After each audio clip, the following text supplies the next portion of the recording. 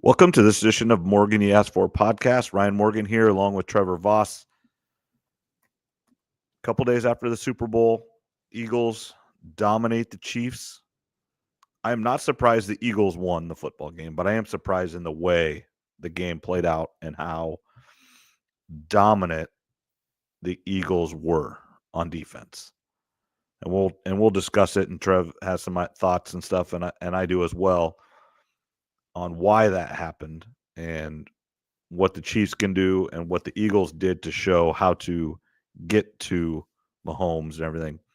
I think there is one underlying reason it could have happened, and I think we'll probably talk about that. I haven't talked to you about that, but there is maybe one underlying play in the game that happened that might have affected Mahomes for the rest of the game. And we'll talk about that. But overall, Eagles dominate. Cooper DeJean, Iowa product, small town Iowa guy. Pick six. I didn't realize that was his first interception. Now, he didn't play a lot until towards the end of the year, correct? Probably more toward the middle of the season. He started getting a lot more playing time. Yeah, and obviously he was healthy, but yet at the end of last year, anytime you break your leg or whatever actually happened to him, until you get back in it, and then just being a rookie in the league. And that's why we've talked many times on here, even if you can wait for a quarterback to start till 6-7 games into the year, they at least understand how the weekly workload happens. And what happens, it just gives you a chance to learn how to be a pro instead of from day one at camp, you're the starter. And it's just hard. But Cooper DeJean played a great game. The MVP really should have been the entire Eagles defense. Now, I do believe Hurts earned it. He played really well as well. Because the Chiefs, everybody was like, well, Barkley's going to get his. Well, the Chiefs said, no, you're not. That was the one thing that the Chiefs planned to do and did do. They did not let Barkley beat them.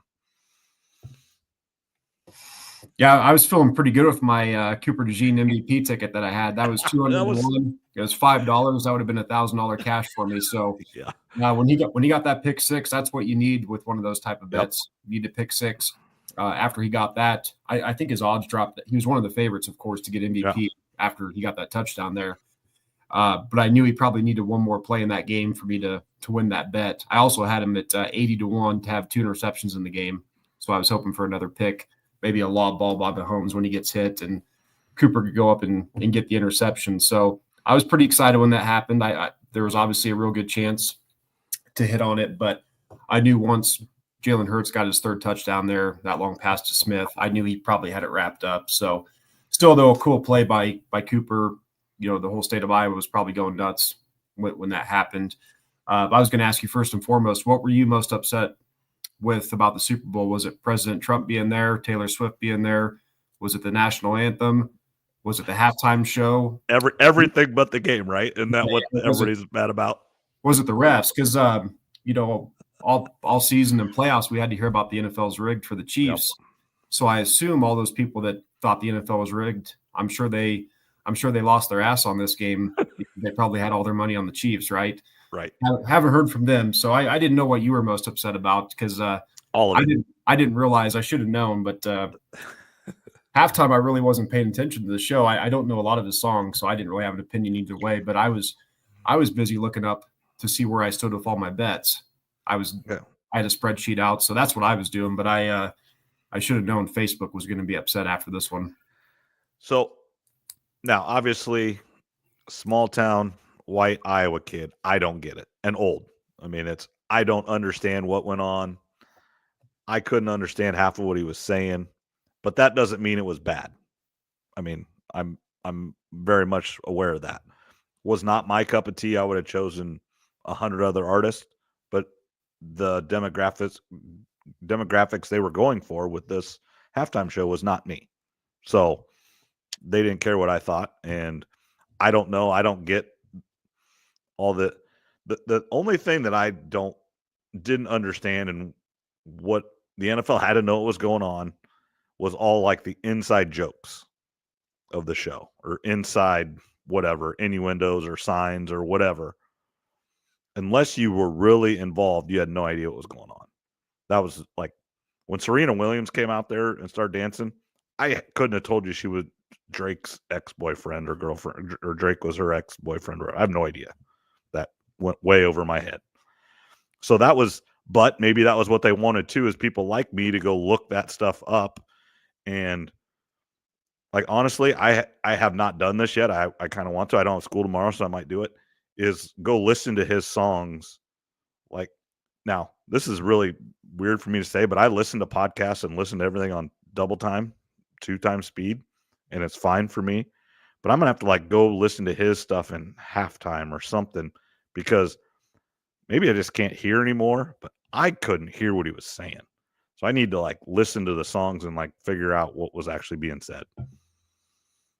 Yeah, like I said, I didn't even pay attention. I was just looking at my bets, so I didn't realize people were so upset, but I should have known better, because between Trump, Taylor Swift, national anthem, him, the refs, there was plenty for people to complain about. I think it was 128 million people watched the game, and then 133 for the halftime show. Yep. So yeah, you knew it's always going to be split. It was just funny getting on Facebook afterwards. I enjoy that type of stuff. I like seeing people arguing and just being upset over silly stuff. Now, again, who knows what's actually going on, and ever since COVID and all that, where they pumped in noise, I'm always just a little bit leery on what I hear on broadcast, because you don't know if it's real or not. But when Trump was shown or whatever, it seemed to me like it was a loud cheer. Then obviously when Taylor Swift, there was a boo. Now, am I right in hearing this, that Taylor's from Philadelphia? Is she from there? I think she's got a place there. I don't know if she's that may be right, that she could be from Philadelphia. I guess I don't know. Or from the area. I mean, maybe not right at Philadelphia. Mm-hmm. But expect nothing less from Eagles fans. They booed Santa Claus and threw batteries at him. So, I mean, they're going to – now, most of those people that booed probably have bought her albums and went to her shows and cheered, but just in the moment, they're going to boo her just because she's a Chiefs fan. So I can't blame them, but they're Eagles fans and they're nuts and they'll boo anybody. Yeah, they'll boo anyone, like you said. And kind of getting into the game here, we didn't know it at the time, but the game was over after the second play of offense for the Chiefs. I mean, they got the first down on the first pass play, and after that, game over. And the Philly, Patrick Mahomes was off. It was one of his worst performances ever. And the Chiefs defensive line rushing 4, they manhandled the Chiefs. I mean, it was over from the beginning, and it was disappointing, because we thought the Super Bowl had a lot to live up to potentially, and it didn't. Just one of the least entertaining Super Bowls in a long time. Yeah, it was with the Eagles being up 34-0. Now, the Chiefs made a little bit of a run, and it was starting to get, especially, obviously before game bets were done for, but in-game bets got really interesting, because, second half lines, and, there were people that had, I know some people that just kept throwing more money on the Chiefs when it was 10-0, 17-0, 24-0. And they just kept going. They just kept going to the Chiefs. I'm like, guys, I don't think it's counted. So there's some people that lost several bets on the Chiefs because they just thought that Mahomes would turn it back on. But do you think Mahomes got hurt when he hit his head on the turf? He might have, but he was just off all game. And this isn't the first time that Mahomes has been off in a Super Bowl when he's getting pressured. We saw that with the Bucs one too. It was the same thing. This was this. It's almost like Sirianni went and looked at the Tampa Bay film, and they did the same thing. A good D-line, a young D-line, that gets the Chiefs. That's their kryptonite. Well, it's the same thing the Giants did to Tom Brady. It's getting a pass rush with 4, because if you can get with just 4, you're already winning the number battle. You got 4 versus 5 offensive linemen plus the quarterback. It's a 4 versus 6. So the defense is automatically winning the number matchup there. So it was from the very beginning. Mahomes might have got hurt on that play, but he was still off. I mean, occasionally when he didn't have pressure, he was missing throws. And when you look in, people were talking about the all-time, him and Brady. Obviously, Brady's got the 7 rings. We know that. Brady's beat him twice in the playoffs, once in the Super Bowl. So that's where Brady has him. That can't really be argued. Brady's 3 losses are by an average of 5 points. Right. In the Super Bowls. Mahomes is by 20. I heard this today or yesterday. I can't remember which day. When Brady walked off the field the last time on all 10 Super Bowls on offense, when he walked off the field, his team was ahead. That's pretty good. Yeah, and Brady never put his team in the hole. He never had bad interceptions. I mean, he did have that one versus Atlanta, but he came back in that one. Right. Most of the time, Brady wouldn't let his team get down, even if things weren't going well. He'd get to different plays. They'd run the ball a little bit, punt it, try to figure stuff out on the sideline. Mahomes had 2 interceptions early. That second one before half there, when they were backed up in their own end zone. I mean, that pretty much sealed the game. You could say the Cooper DeJean did one, probably sealed it too, but that was only 17-0 at that point. So, yeah, it's a little bit weird. One thing that does work in Mahomes' favor, though, Brady was 34 years old when he played in this Super Bowl, Right. and he was actually 37 when he won his 4th. Patrick Mahomes is only 29. So Right. Mahomes he's ahead of schedule as far as age goes. He needs to get a Super Bowl, at least one in the next 4 years. And if he could somehow get 2 in the next 5 to 6, then he's going to be right in the ballpark. But it's losing that one was a big deal, though, to try to get to 7, obviously, because that would have been the three-peat, something that Tom's never done. But people are acting like this thing is over. It might be someday. But again, Mahomes is only 29. Right. So he's got the age advantage right now. We'll see what happens. And, as far as the Chiefs long term, I think the biggest thing is how long does Andy Reid coach? If he coaches 4 or 5 more years there, then I'm sure Patrick Mahomes will probably get another ring. If Andy Reid retires in 2 or 3 more seasons, who knows, right? Yeah, people do forget that there was a 10-year drought between Super Bowls for Brady. Now, some of it's skewed because Brady played till he was 45 years old, and you cannot count on Mahomes playing until he's 45. I mean, I just wouldn't. He's probably got 10 more years. I mean, that'd be what you should be looking at. Any more than that, it's definitely bonus time. Yeah, he's on. He hasn't made the turn yet. He's getting ready to tee off on number 8 at Oski. Yep. The 6-pack's getting small. He's running out of beers. He needs a hot dog at the turn, but he's not at the turn yet. I'd say he's right about number 8. Yeah, it was a disappointing Super Bowl. Did you have any prop bets or anything on the game? No. The one thing I did do, I won Whitford's thing. So okay, I picked the Eagles just because I thought Van might pick the Chiefs because they were favored. So I picked the Eagles, not knowing for sure, and I did win. So actually, and I don't even know how much money I win. But so I did win that. No, I've really decreased my betting. I don't know why, but just go watch the games, enjoy it, and I used to bet almost every game, but now it's just it's I don't know, for some reason I think I almost did it too much, and so now to get that feeling that you want to feel, I got to bet too much, and it's not. Yep. The $10 bet doesn't do anything for me, I guess, anymore. Kind of like the $5 blackjack table. It's like it doesn't even. Not that the money is the problem. It's just you want that adrenaline rush, and I guess I've done it too much. Yeah, I won about 3/4 of my money back on props. So there was a couple others that came close, but fell a little bit short, which is to be expected. Mm-hmm. Unlike you, I really didn't bet much during the season just because I'm not good at it. But for the Super Bowl, I decided to do a bunch of props. Yeah. And it made it interesting, especially in the second half when the Chiefs actually started getting some yards and points on the board. Some other bets came alive. So, yeah, just overall a disappointing Super Bowl, but it kind of puts, we thought even before the season, Nick Sirianni was in trouble. If you remember how last season ended, he actually had to have a meeting with the owner and the GM to discuss his future. The coordinators they brought in, that wasn't his decision. So he was on the hot seat. That wasn't just something that was made up. Philadelphia, they move on from coaches. Doug Peterson won a Super Bowl, moved on from him. They move on from quarterback. So his seat was definitely hot. And then again, after week 4, when they started 2-2, had the whole incident with the fans. He shaves his head. All of us thought this isn't looking good. And whatever happened at that moment, the Eagles never looked back after that week. No, they were the best team. They were the most dominant in the playoffs, not close. And they were good. That defense just kept getting better and better and better. And obviously, they're taking a hit with Kellen Moore leaving to go be the Saints head coach. I'm surprised he's not the Cowboys coach. Now, I think he probably should have been maybe a while ago, but I'm surprised he's not the Cowboys coach. I kind of thought he might go back there. He's only been an offensive coordinator, I think, for 2 or 3 years. So he's really moved up the ladder quick. But the Saints, he'll be fired from the Saints in 2 or 3 years. Right. And then he'll go somewhere else. And yeah, that's about the worst job right now. I think they're about $60 million over the cap going into next season. So that's a terrible job right now. But yeah, the Eagles have to get him replaced.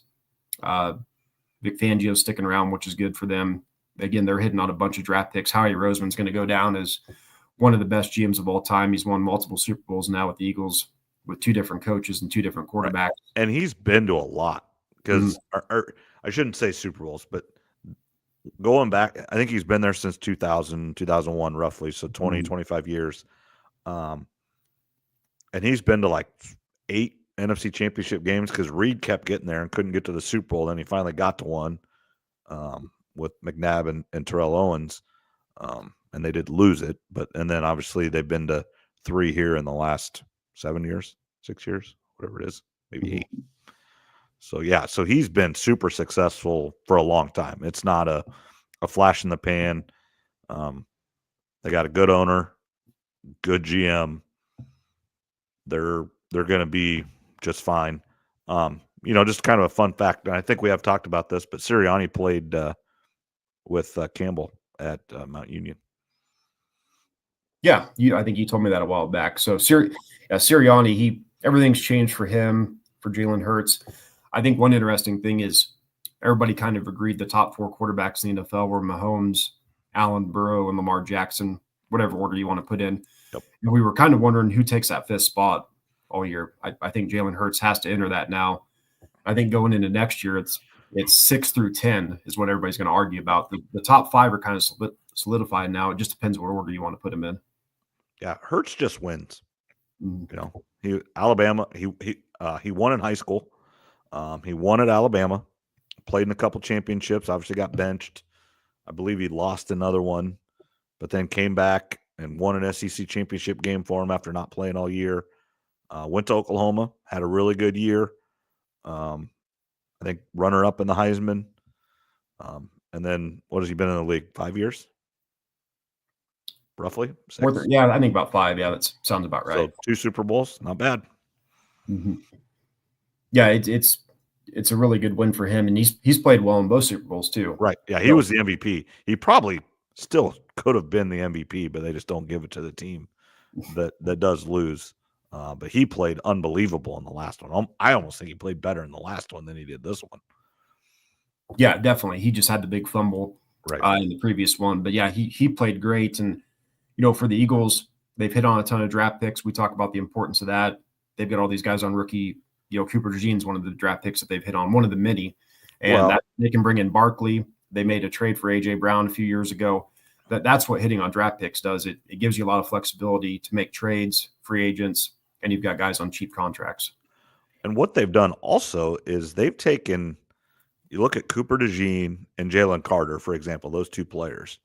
They drafted them in places to be able to pay them way less than their value because Jalen Carter is a top 2 or 3 pick, but he was involved in that car chase wreck that killed that lady in Georgia, and so some people took him off the board.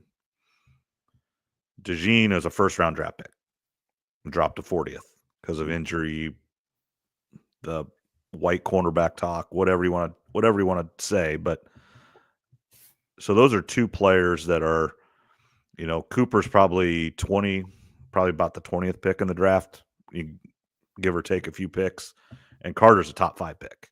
And they got both of them at, would they pick Carter at 10, 9? 9 or 8, 9 or 10, somewhere there, yeah. So right around 10.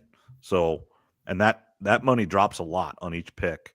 And then obviously Cooper just not being a first rounder saves you quite a bit of money.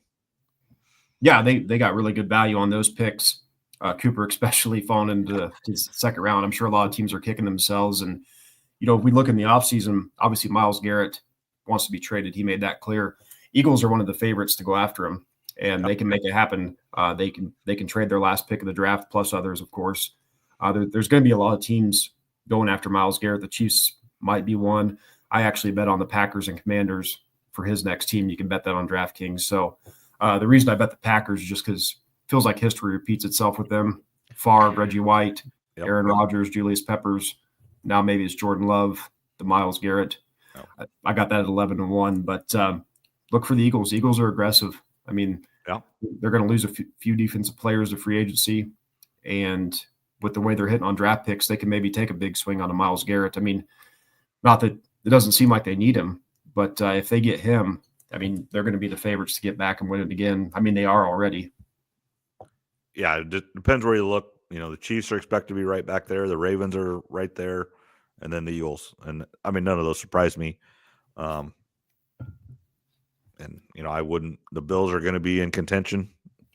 Just the one that I'm interested for next year is the Lions. I think they're going to be good, but was this the year? And then it all flamed out in one game.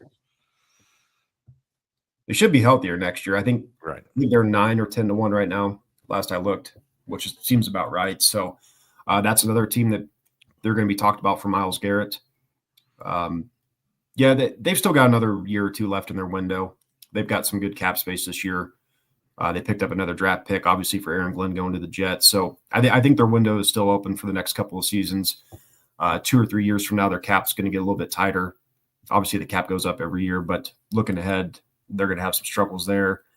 The Chiefs have one thing for the Chiefs, though, too, is Patrick Mahomes next year is going to take up 24% of their cap. He'll restructure, won't he? I would think so. I think he's going to have to if they're going to, if they're going to keep Trey Smith or if they're going to try to bring in a left tackle or a defense, just anybody in free agency, right? Or to extend players. He's going to have to push some of that money down the line. Yeah. I do think there's several potential free agents. I think the Chiefs can let the receivers go. I think he is kind of like Brady, where you need good ones, but you don't need great ones. And, they're all kind of older. If the Chiefs receivers 5 years ago would have been all world, but they're just all a little bit older. I think Hollywood Brown can go. Hopkins can go, and that's fine. I think the one guy they do need to sign is Bolton, the linebacker, though. That's the one guy I think they don't want to let go. Guard Trey Smith is probably their biggest. That's who the Bears want. Yeah, that's who the Bears want. If the Chiefs don't sign him. For the Chiefs, those old guys, you mentioned a receiver, fine, because they're going to get Rashee Rice back next year, and Xavier looks good. So they've got their 1-2 punch there at receiver. So they've got to get left tackle figured out. Future tight end. There are some Chiefs fans online that think Noah Gray can be the guy. He can be a starter, but he's not a game changer in my opinion. Right. So it's a good tight end draft. Tight ends, running backs, defensive tackles. There's a lot of depth in this draft. So I think the Chiefs might look at some tight ends in later rounds. Yeah, it's what did you think of Kelsey? Just didn't look. I think it was almost like shocked, like didn't know what was going on. Looked a little bit uninterested, but I do think it was just I can't believe this is happening. I mean that's just reality of players and everything. It's like there was no inkling or obviously players and people run situations through their mind. And everybody hears that, some company does 10,000 variations of this. I would say in 10,000 variations, very few people would have had ever 34-0 Eagles ahead. I mean, just that was not in the cards. And so everybody's just shocked. Yeah, I wonder what kind of odds you could have got to get Eagles 24, Chiefs nothing to half. That had to be like 250-1 if you would have bet that. Something ridiculous. So, yeah, I think that the Chiefs just got punched in the mouth from the very beginning, and I don't think they knew what to do. They didn't try to run the ball at all in the first half, and I was worried about the Eagles getting pass happy. It was the Chiefs that actually had the problem with that. I mean, the Chiefs should have tried to slow the game down a little, get to halftime down 10-0, 13-0. Hopefully, at least you're in the game at that point. Down 24-0, it's basically over. So, yeah, Kelsey's definitely older. Can he play another season? Sure, he's serviceable. He's not elite anymore, of course, but he's serviceable. I think he's an $18 million cap hit, so that's another player they've got to get figured out. Now, if he retires, he retires, but if he wants to come back for a year, maybe he restructures, Mahomes restructures, push some money down the line, and try to open up some of that cap space. Yeah, it's just the reality of the NFL and most leagues is you just got to pass the money down, figure it out later. That's just what you have to do. Yeah, especially when you got Mahomes in his prime. I mean, right. I think his contract goes till 2033 or something like that. So he'll keep pushing money down the line. But yeah, 24% cap hit for a quarterback, that's going to make things difficult. And then the Chiefs, just like the Eagles have been doing the past few years, the Chiefs got to hit on draft picks. They've got to find a future left tackle. I thought I heard this the other day that all 5 Super Bowls that Mahomes has played in, has he had a different starting left tackle in all 5? Ooh, maybe like this. And this game shows you Tui's a good guard. He's really good guard, but he's not a tackle, and it showed. And it just shows you the difference in athleticism / skill set needed from an interior lineman to an outside left tackle. That's why the left tackle gets paid the most money. Yeah, or right tackle if it's in Lamar's case. But yeah, the Chiefs' offensive line was overwhelmed from the second play. Essentially, like I said, they got that first down right out of the way, and then it was all downhill from there. So yeah, it was a disappointing Super Bowl. I thought it could have been. Obviously, I think most people thought it would have been a lot better. Most people had it as a 3 or 4 point game either way, depending on what side you picked, and it was a butt whooping and good for the Eagles. Any other thoughts on the game? We got free agency coming up. Yeah, about 2 weeks and everything starts again, right? It always used to be March 1st, is when the new year started. Is that still the case, or did it change? So the combine starts at the end of this month, goes into March, and then the first day of NFL free agency is March 12th, which probably means the first day of free agency is actually March 10th. All the deals are going to get done. They just can't announce them yet. Is that when the legal tampering? I mean, they literally call it that, don't they? The legal tampering happens. Legal tampering. So March 12th, that first day of free agency is one of my favorite days of the year because it's every 5 minutes you got somebody signing somewhere. Really, the first 2 days are the most active. So looking forward to that. We got the draft at the end of April. Gives us some stuff to talk about. But yeah, for the Super Bowl, I mean, it was not a whole lot to talk about other than the game, not much to talk about. But as far as legacy goes, where Hurts and Sirianni are moving up, can Patrick Mahomes now ever catch Brady? I think those are more the big topics in the actual game because the game was over early. Yeah, I mean, I couldn't believe it. I mean, am I surprised the Eagles won? No, I'm just amazed that the Chiefs got, like you said it perfect, just punched in the mouth, and they did not respond at all. No, and that just surprises me. I mean, yeah, it was definitely surprising. It was like the Bucs Super Bowl all over again, except worse. Yeah. All right. What do you want to talk about next? You want to talk about the Iowa women? Let's go there first. Then we'll do the Iowa men and then the Iowa State men. Yeah. Iowa women had a good win last night against Nebraska. Lucy Olson went off again. She's 33, 32. 33 or 32, yeah. She's a lot more comfortable than she was. They're kind of in that middle stretch of the season. So they're playing a lot better. A good win for them. I think I looked at the bracketology before we got started.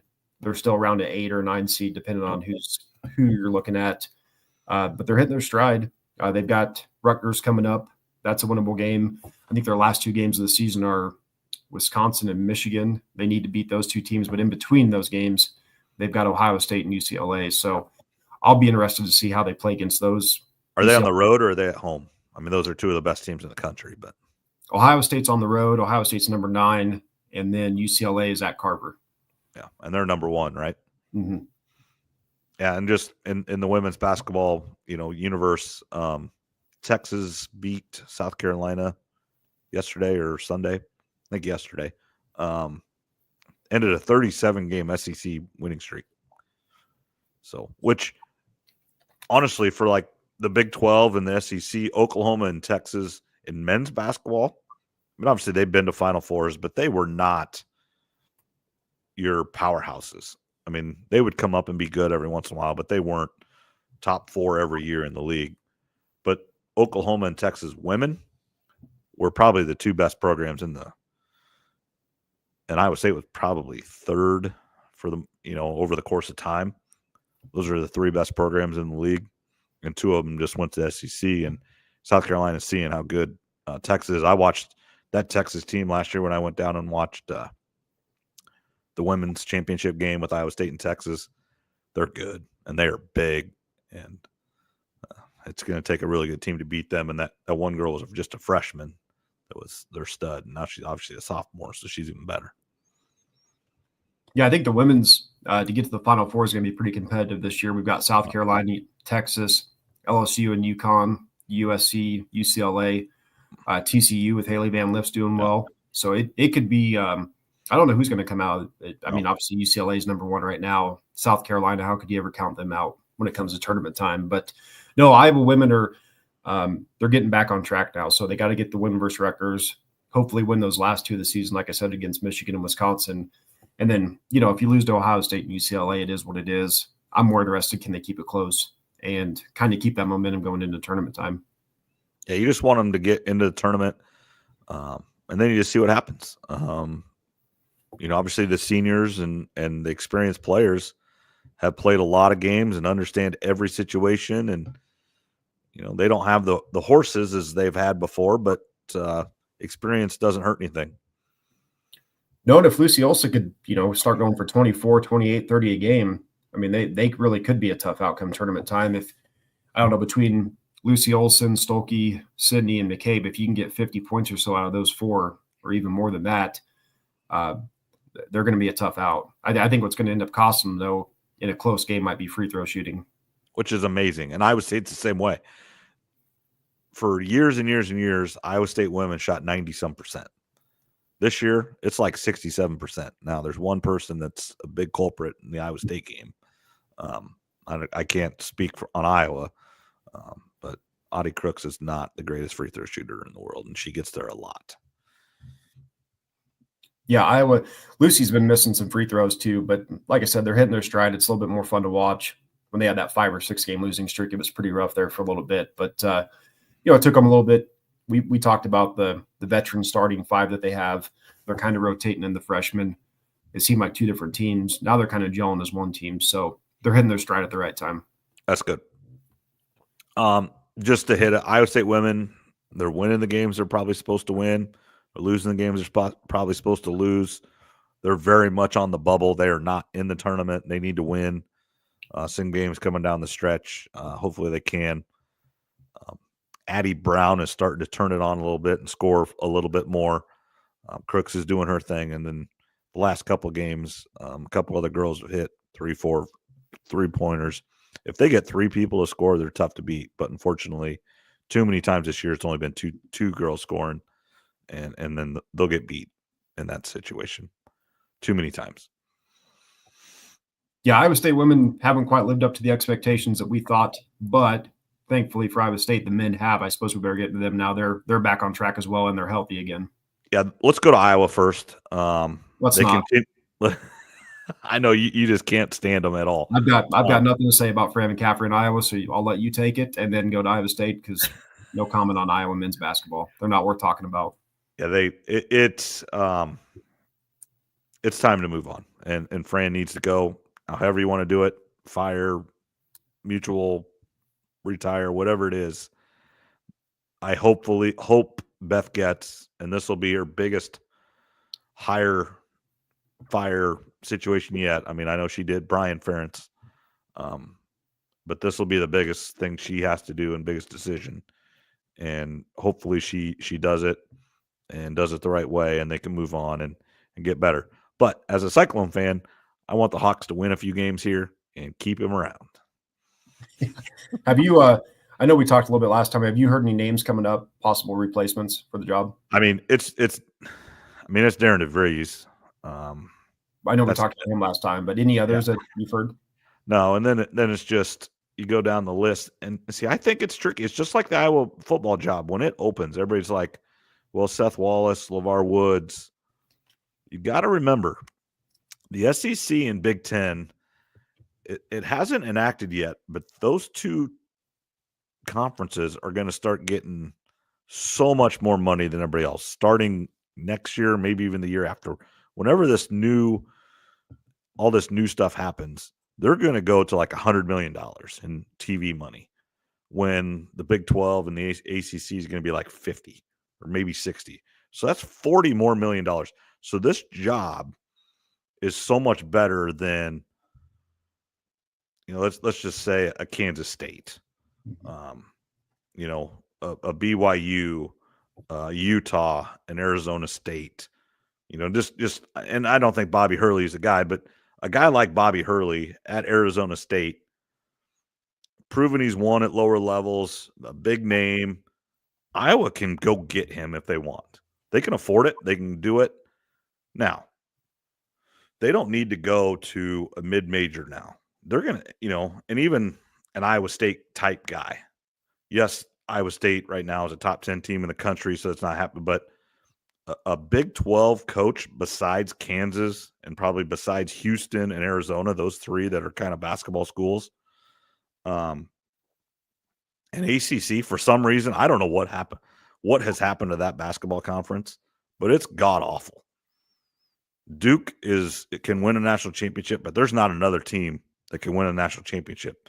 And you and I in our lifetimes, there was times where 8 teams in the ACC could have won a national championship each year. I mean, the ACC tournament was cannot miss, much like the Big East tournament was when we were even a little bit younger than that. But an ACC coach beside Duke, Carolina, probably Louisville, those three are out. But the Virginia Tech's head coach, Iowa's a better job. I can make an argument that Virginia, it's a better job at Iowa. Syracuse, I think, is probably a better job than Iowa. Now, Boeheim made it work, but Boeheim's not there anymore. I think that's probably a better job. Georgia Tech, better job. I mean, Iowa's a good job. So they can go get people, and I hope for the basketball and for football when that happens, and it's, as you're talking about on hole 8 turning around. Well, Kirk Ferentz is on 17. He's teeing off up the hill. Hard shot, but he's on 17. Yeah, Beth's going to have some decisions to make, obviously, with Fran, and then ultimately with Kirk, just given his age. Yeah. He's closer to retirement each and every year. So, yeah, some big decisions coming up for both those positions. Let's focus on more of a positive with Iowa State men. And are they fully healthy right now? Yeah. I mean, obviously Lipsey's got a broken thumb, but he's playing. He's played every time. This team, and this will be interesting, if Iowa State can, let's say they lose one more conference game at Houston. Let's just say, I mean, that's the most logical one. And then get to the Big 12 tournament and get to the championship game. And you win or lose, it doesn't really matter on your seed or anything. Let's say they lose 2 more games total with Bonsilovich, as long as no one else gets hurt. That means that with their starting lineup and fully healthy, they would have lost 3 games. So let's say they lost a buzzer beater against Auburn. Let's say they lose a 5-point game at Houston, and then they lose a 10-point game in the Big 12 championship against Kansas or Houston.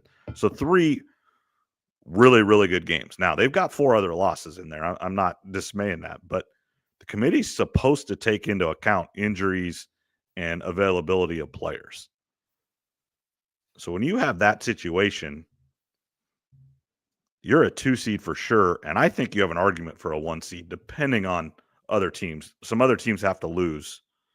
I think Purdue lost today, and Tennessee lost today. So those are teams that are kind of vying for your 2 1 seed, depending on what happens. But it'll be interesting to see if they can win essentially out. And it would be amazing if somehow they would win out, where you truly would have 1 loss without your guy. Then you have a real argument, even though they've got 5 losses on the year.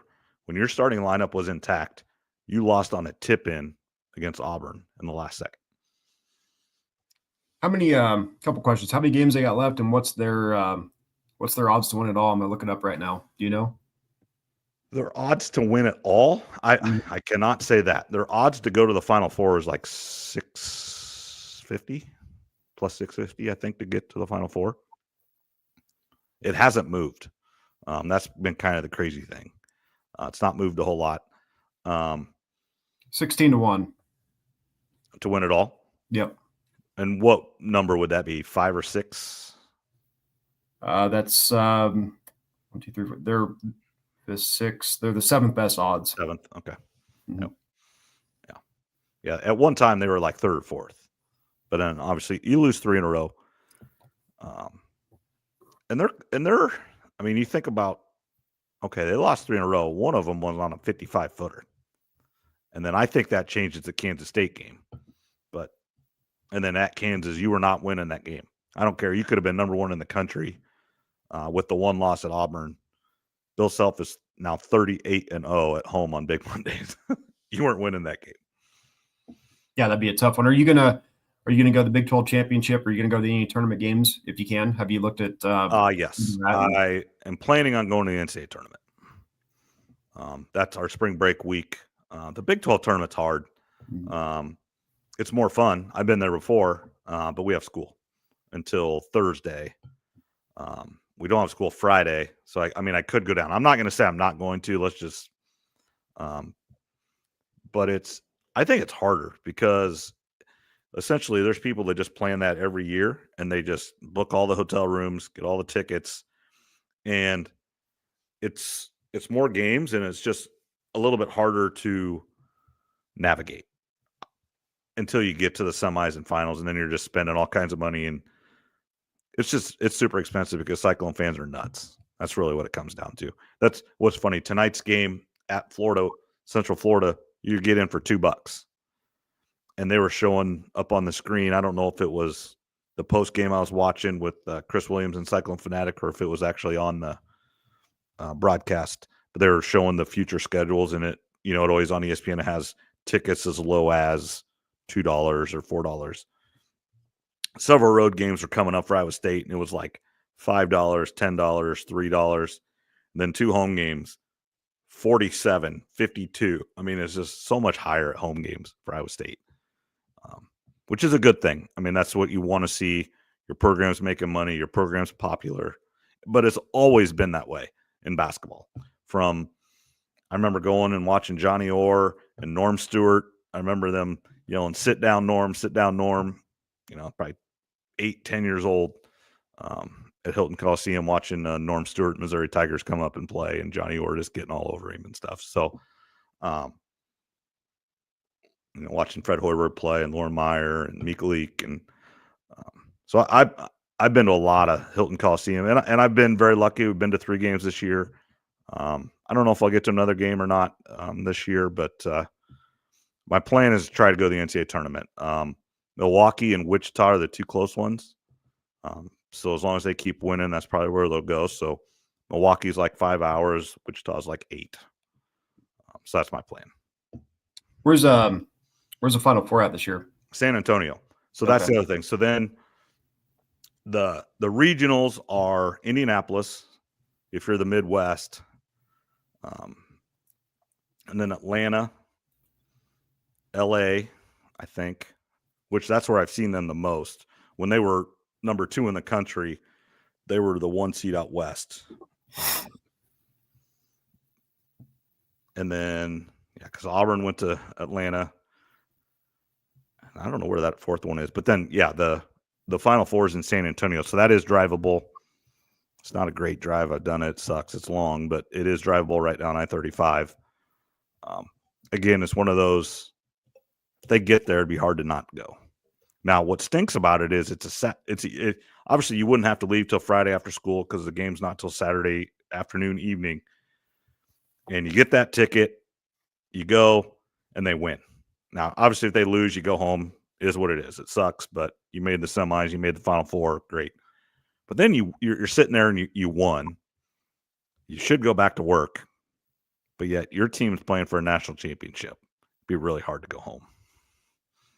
Yeah. Really hard. Yeah, that would be. I went, I think it was 2015 or 2014, whatever year, when Duke played Wisconsin in the national title game. They're in Indianapolis. I forget, I got a ticket for like $30 or $40 to go to that one, sitting way up high. But that was Wisconsin had the big white guy. I forget his name now. Yeah, there you go. There you They guys. they beat Kentucky in the semis, right? When Mhm. Kentucky was undefeated. Yep. So went to that game. I was hoping Wisconsin would win. I know they were up with. Surprised it was $30, especially with Duke obviously being in Mhm. Wisconsin's not super far from Indianapolis. Surprised at that. I It was promise you, 10, it was 10 years ago though, right, if and it Iowa was just State's Lucas in Oil. So yeah, if Iowa State's playing in the semifinals in the Alamo Dome, you're not going to find a ticket for $30. That's what sucks. no, probably not. But Even if you wait. you're gonna have to. It's been an expensive sports season for you, especially if you keep going to these games. I mean, between football and basketball, you've dropped some money here this past Yeah, year. but that's why you work. I mean, you always make more. I know you guys sometimes make fun of me for doing my umpiring and my reffing and stuff, but that's kind of the money that's that stuff that does it. Like tonight, I go make $100 at a game, and that's a ticket. Or half a ticket, or a third of a ticket. I mean, that's just what and I've done a little bit more this year than most, and a few $1,000s here, a few $1,000s there helps. Yeah, no, I don't blame you for doing that. That's good money. I know it always sounds like there's a short of refs for all sports, so I know people make pretty good money doing that. So I don't blame you. But no, how many games they got left? I know I asked you. I was looking up the odds, but about 5 or 6.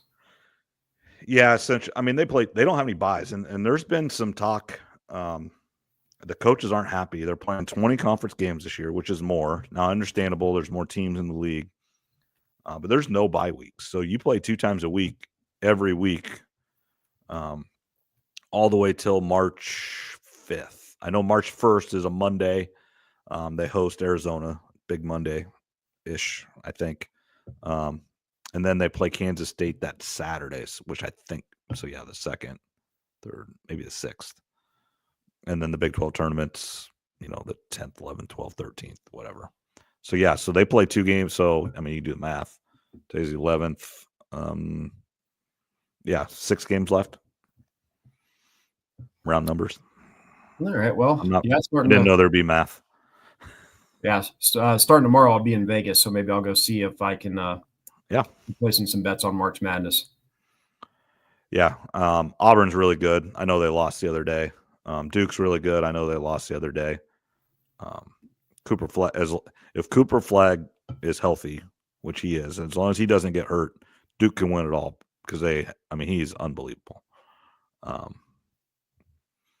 Then it gets interesting. Alabama's there, Tennessee's there, Iowa State's fallen a little bit, but I think Iowa State, the team just looks so much different. And this is, I'm going to credit Brett Bloom, Chris Williams for kind of bringing this. Their parts are good, but their whole is great. And you took one of their parts away. He's not their best player. He's probably not their second best player. You can make an argument he's not their third best player, but when he was out, they just looked bad. They looked different. They looked bad. And you insert him in the lineup. The other night, he hit 4 threes, had 14 points. Tonight, he hit the first bucket, 3-pointer. Didn't have a point the rest of the game, but it's just what he does just to spread the floor, and he's 6'8", can shoot it, can play defense a little bit more. And then the other thing, this is what I've noticed, and I've really paid attention to this the last 2 games, is how many minutes everybody's playing. They were at 40, 39, 38, 37 for Lipsy and Gilbert and Jones and Jefferson. And then like Heisey and Chatfield, they were having to play 25, 26 minutes. Well, like tonight, I think Gilbert played 34 minutes, and he had the most. Monsolich played 21, Heisey 21, Curtis Jones 27. And that adds up over time. And I think that's what happened to him. When he got hurt, they were able to play really good for a couple games, and then they hit the skid. Well, they played 38 minutes for 4 straight games, and it caught up with them. Now they're back to playing 32 minutes. I think 32 minutes is a really good number over the course of time. Now, when you get to the Big 12 tournament, the NCAA tournament, turn it on. You got to go down. If you're going to go down with your best guys. I get it. But over the course of a season, make sure you're saving time. And this is what drives me nuts a little bit is 2.5 minutes left in the game. They're up 30 and the starters are still in. Like, that's 2 minutes. That adds up over time. That single game, it doesn't matter. And even 2 games in a row, it doesn't matter. But over time, that adds up. If you look at the entire season, you play an extra 150 minutes. Well, that's 3.5 games that you played that maybe you wouldn't have had to. Now, some of it is Iowa State has figured this out, and it's a little different now. They manipulate the net. Like tonight, they won by 12. That's big instead of winning by 9. And the other day when you beat Texas Tech or Texas Christian, TCU, by 32 instead of 20, that helps. It's a flaw in the system. It shouldn't matter, but it does. And that's why when you're playing Omaha or Kansas City or whoever you're playing non-conference, you want to beat them by 25, not 15. And so you got to play your guys. No, Iowa State's doing good. I know I got to get off here early tonight, but I was going to ask you one last question. Did you see Andy Sterner there on Keith Murphy's page? A little interview they had before the Super Bowl. I didn't. Okay, go to Keith Murphy's Facebook page. He interviewed Andy Sterner there from Oskaloosa. Before the Super Bowl, and then I think Brett or somebody said he was on Sound Off maybe later that night too. So go and check that out. Yeah, I will. It's funny. Go and check it out. All right. Anything else? Be back next week. Obviously, what I think I saw, it's 199 days for football, I believe. Sounds about right. 50 some till the Masters. Yeah. That's what it was. It was like three or four different steps. It was, the Masters. It was like the U.S. Open, and then it kept, getting closer and closer, and then preseason football, and then Iowa State jumps off college football. They'll be the first real football game in August in Ireland. That's what's costing Iowa State fans a lot of money too. Fortunately, I'm not going to go to that. I hope my dad does go. I know we talked about that. I don't think they've decided yet, but I hope he does go. Yeah, you just need to dump a few more games. Yeah, there you go. It's not that. It's here. Could I go to the game? Yeah. Could I fly over there? But here's the problem. I can't spend enough time there that if I'm going to go to Ireland, I want to spend 7 to 10 days, Ireland, England, Scotland. I want to make a vacation out of it. Just the way that timing falls and everything, I need to get there and get back, spend a long weekend there or whatever. And it just doesn't work. I'd rather spend a little bit more money. It's kind of weird to say, and make a true vacation out of it and enjoy it instead of just in and out for the game. Just take the year off work. Yeah. Unfortunately, that's not in the cards. So no, probably not. My dad retired, so I don't even have that. Can't even go work for him anymore. So the summer I'm going to be broke this summer. Well, like I said, more open, and you have to go win some quarters there on that's golf course on Noon Group. Yeah, I'm going to have to get a little better and win more quarters. Yeah. So. All right. Anything else? We'll be back next week. A little more free agent talk. Your favorite, let's talk. You got about 2 minutes here before you need to go. Your favorite betting event is happening Sunday, and we'll be able to recap that next week with the Daytona 500. So all you gearheads and race fans, tune in next week to hear Trevor's betting escapades. I would say, do you even know who you're going to bet yet? But no. Any race fans out there listening, let me know who to bet on. So I'll pick a couple favorites, a couple in the middle, and a couple long shots. So we'll talk next week and see if I hit on any of those. All right. Thanks a lot, Trev. And we'll talk next week. Everybody in Iowa, we're supposed to get a whole bunch of snow. I'll believe it when I see it. Weathermen are known to be wrong a lot. But we'll see, and we'll talk to you guys next week. Thanks again for listening. Rate, review, subscribe, YouTube, Facebook, Twitter, all the podcast forums, Apple, Spotify. Trev, you don't even know this, but we're trying something different on podcasts. I went to a new site Nobody should notice anything different, but if anybody does, please let me know, and I'll do my best to get it fixed. But we are doing a new different thing. So we're actually not on Spotify. Well, we'll be on Spotify, but it's not through Spotify anymore. So we'll see how that works. If there's any problems, just yell at Morg. Don't yell at me. Yep. Awesome. All right. Thanks a lot, Trev, and we'll talk to you next week. All right. Have a good one.